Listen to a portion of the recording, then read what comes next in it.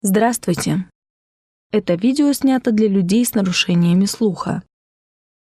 Группа видеороликов называется «Азбука права». Все видео подготовлены с учетом пожеланий глухих и слабослышащих людей. Мы постарались, чтобы жесты и слова были понятны каждому человеку, у которого есть инвалидность по слуху. Мы будем говорить на жестовом языке. Внизу экрана вы можете прочитать субтитры, а для слабослышащих мы добавили голос. Наше видео сопровождается иллюстрациями, которые помогут вам лучше понять соответствующую тему.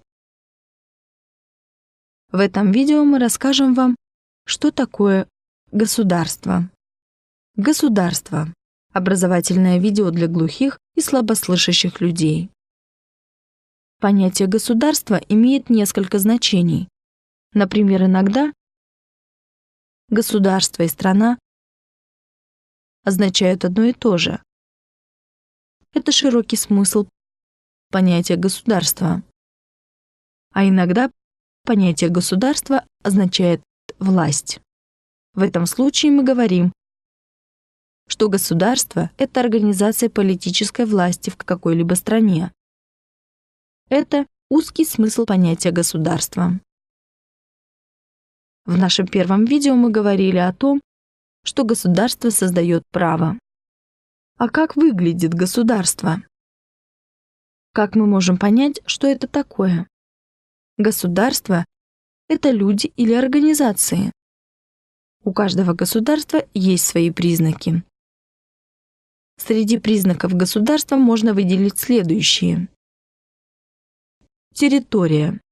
Это значит, что власть государства действует только на ограниченной территории. Например, решение нашего государства, Кыргызстана, не действует на территории России или Казахстана. Эти решения действуют только на территории Кыргызстана. Население. Все люди, которые живут на территории этой страны. Суверенитет. Это значит, что государство имеет независимость и может принимать самостоятельные решения.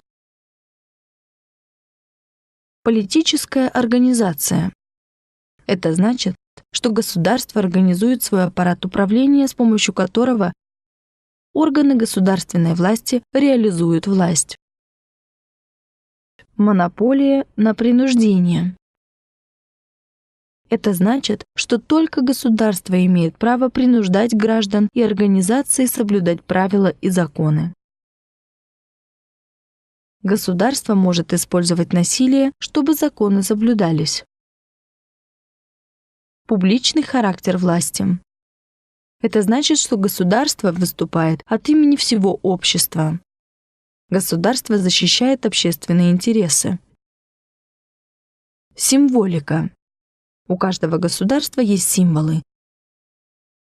Например, у нашего государства есть свой флаг, герб и гимн.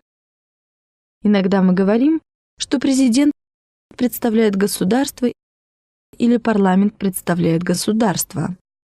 Но мы должны знать, что только все вместе – президент, парламент, правительство, суды, разные министерства образуют государство. По отдельности оно не является государством. Какие задачи выполняет государство? У государства есть внутренние задачи. Государство обеспечивает порядок в стране, следит, чтобы граждане и организации соблюдали законы, собирает налоги, создает общие условия, в которых люди могут работать, учиться, воспитывать детей, заниматься бизнесом,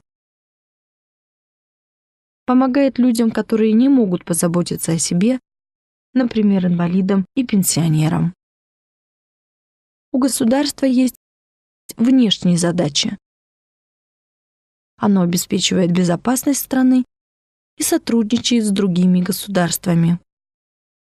В мире государства делятся на несколько видов.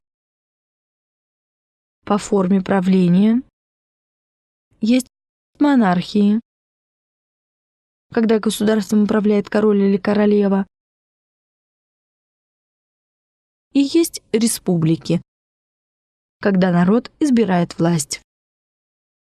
По форме государственного устройства, например, федерации,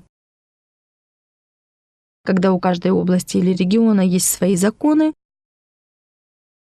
или унитарные государства, когда законы по всей территории страны одинаковые. Наша страна, Кыргызстан, является унитарным государством. Благодарим за внимание.